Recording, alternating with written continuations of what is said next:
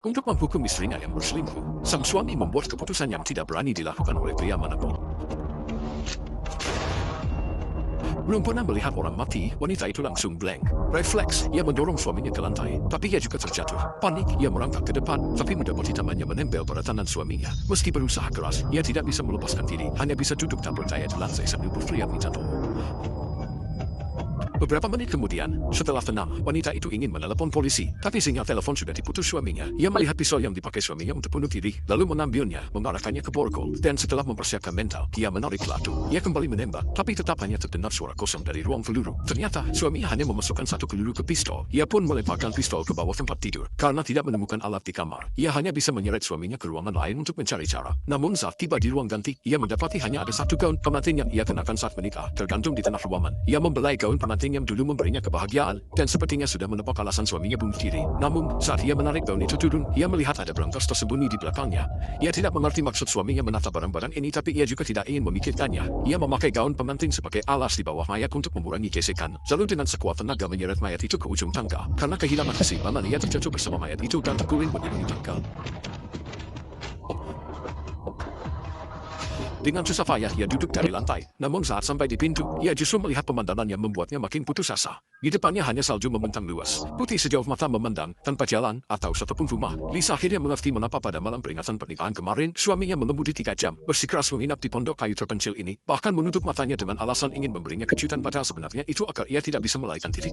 Dan Lisa yang terjebak di tempat bersalju dan terpencil seperti ini, meski tidak mati kelaparan, tetap akan mati kedinginan. Saat itu Lisa benar-benar putus asa. Ia mengira suaminya ingin membiarkannya perlahan mati dalam kelaparan dan penderitaan, tapi ia tidak tahu balas dendam suaminya baru dimulai. Karena tidak bisa keluar, Lisa menyeret suaminya kembali ke rumah. Ia menemukan ponselnya di pot minyak, tapi setelah semalaman terendam air, jelas ponsel itu sudah rusak. Ia pun mengobrak-abrik rumah, tapi semua alat dapur yang bisa digunakan sudah diambil suaminya. Untungnya, ia menemukan kunci mobil suaminya di tempat sampah. Ia lalu mengenakan celana suaminya, membungkus kakinya dengan gaun pengantin, dan menahan dingin menusuk tulang sambil menyeret suaminya ke garasi. Setelah susah payah, akhirnya ia duduk di mobil dan bisa bernapas lega. Namun saat menyalakan mobil, ia mendapati mobil itu tidak bisa hidup. Ternyata bensin di tangki sudah lama disedot habis oleh suaminya, dan alasan pria itu meninggalkan kunci mobil adalah karena ada pesan suara di dalam mobil. Horeng. Suaminya Lisa menggertakkan gigi karena marah. Ia memang mengkhianati suami, tapi itu karena suaminya telah mengkhianatinya berkali-kali sebelumnya. Meski ia tidak terus terang, meski marah, ia tidak tinggal diam dan membiarkan rencana suaminya berhasil. Ia menyeret mayat itu ke dalam rumah, mencuci muka, dan berusaha tetap berpikir jernih. Saat itu, ia menyadari kalung yang diberikan suaminya tadi malam tampak aneh. Lisa meraba sekeliling, dan setelah kalung itu dipasang, kalung tersebut tertutup rapat, tidak bisa menemukan penaiknya. Seberapa keras ia berusaha, kalung itu tidak bisa dilepas. Lisa sangat panik. Kalung yang tampak biasa ini hampir merenggut nyawanya. Tiba-tiba terdengar suara ketukan di luar rumah. Ia menyeret mayat suaminya ke pintu, membuka sedikit celah, dan ternyata yang berdiri di depan pintu adalah kekasihnya.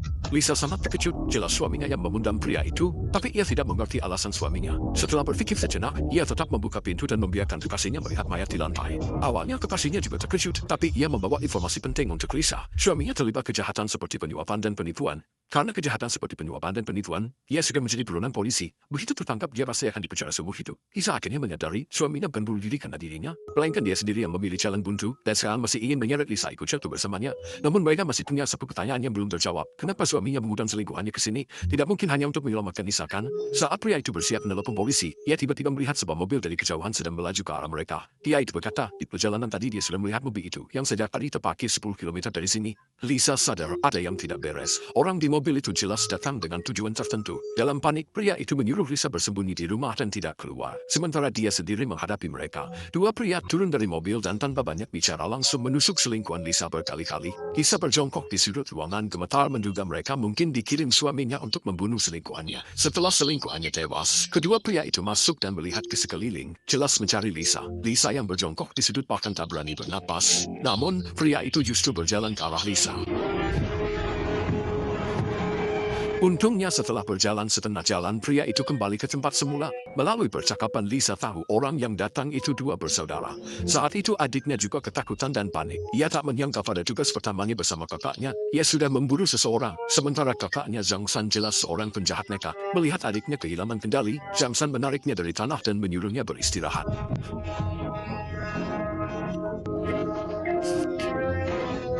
Setelah berdiskusi, kedua bersaudara itu berpencar mencari Lisa. Sementara itu, Lisa memanfaatkan momen tersebut untuk menyeret suaminya keluar. Ia membawa suaminya ke pondok kecil tempat perahu motor disimpan, berusaha memisahkan diri dari mayat suaminya agar bisa melarikan diri. Untungnya, jangkar perahu masih ada. Meski tidak bisa memotong rantai besi, setidaknya bisa digunakan untuk memotong tangan suaminya. Saat itu, adik laki-laki Lisi menemukan jejak darah di tanah dan mengikutinya hingga ke pondok kecil. Lisa bersembunyi di kabin kapal. Lisa yang melihat mayat itu sangat terkejut dan segera mencari Zhang San, sehingga Lisa punya waktu untuk bersembunyi. Tak lama Zhang San masuk ke pondok kayu, membuka terpal, memastikan tidak ada orang, lalu mengamati mayat itu dan terkejut karena korban adalah majikan mereka.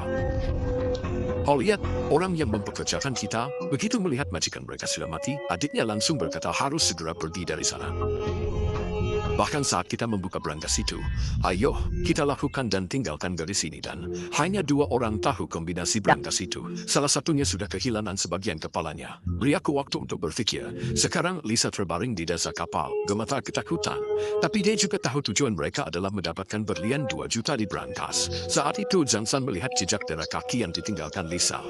Ia yakin Lisa sudah lari ke dalam rumah. Setelah mendengar suara 2 orang itu pergi, Lisa akhirnya bisa bernafas lega. Tapi cara melarikan diri masih jadi masalah. Agar tidak meninggalkan jejak kaki, dia membungkus kakinya dengan gaun pengantin. Saat itu, dia melihat selang bahan bakar di kapal cepat. Mengikuti selang itu, dia menemukan tangki cadangan di kapal. Sekarang, jika dia bisa mengisi bensin ke mobil, dia bisa kabur dengan mobil itu. Namun, saat dia menyeret bensin ke pintu utama, tiba-tiba dia mendengar suara pintu terbuka. 20 menit. Apa yang kamu dapatkan? Pria berambut pirang itu mengabaikannya. Setelah semua pergi, wanita itu menyeret bensin ke garasi. Saat memasang selang, pria berjanggut masuk, jadi dia bersembunyi di balik ban. Pria itu tidak melihatnya dan merobek selang. Wanita itu bersembunyi di bawah mobil mengawasi. Pria berjanggut berjongkok menusuk ban, tapi tidak melihatnya. Saat mundur, wanita itu menabrak pria berambut pirang yang menyeret mayat. Karena tak ada tempat lain, dia membuka pintu ruang bawah tanah dan masuk.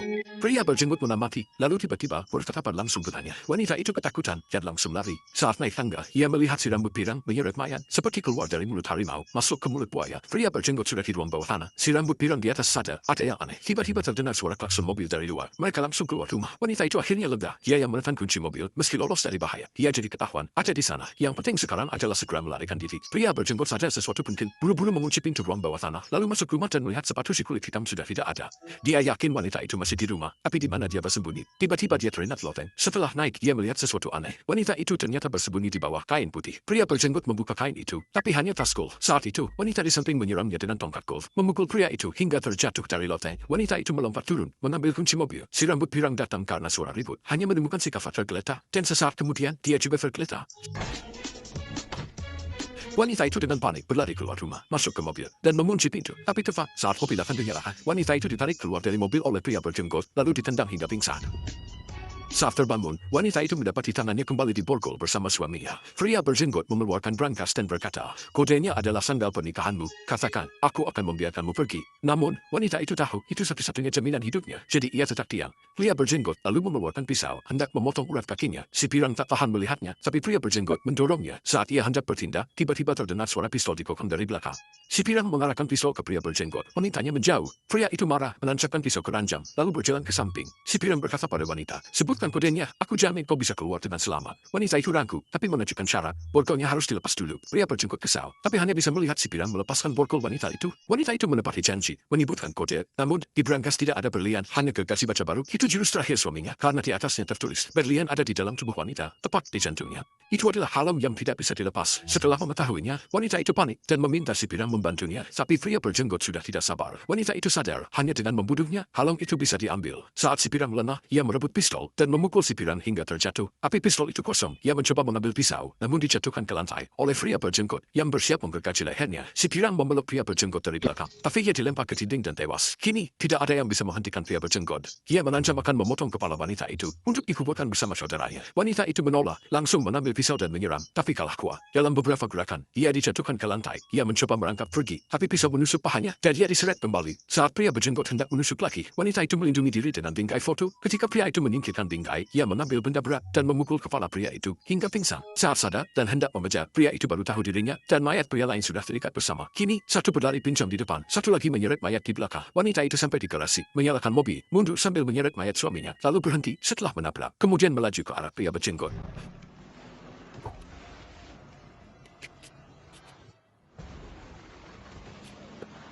Pria berjenggot itu tertabrak parah, sementara mobil yang banyak sudah pecah, dan jalanan bersalju licin akhirnya endal menunjuk ke kuda. Saat pria itu sadar dan menyeret mayat untuk membuka pintu mobil, wanita itu sudah merangkak ke permukaan danau. Pria itu segera memecah, menarik pergelangan kaki wanita itu, lalu mengambil pisau dan menusukkannya ke bawah. Tapi pisau hanya menancap di permukaan es, dan di saat yang sama ia juga mencekik leher wanita itu. Dalam situasi kritis, wanita itu menendang sekuat tenaga, mencabut pisau, lalu menusukkannya ke bahu pria itu. Pada saat yang sama, permukaan es mulai retak, mayat pria itu jatuh ke danau, sambil menarik pria berjenggot itu ikut jatuh. Tapi saat dikira sudah berakhir, pria itu kembali menarik kerah baju wanita itu.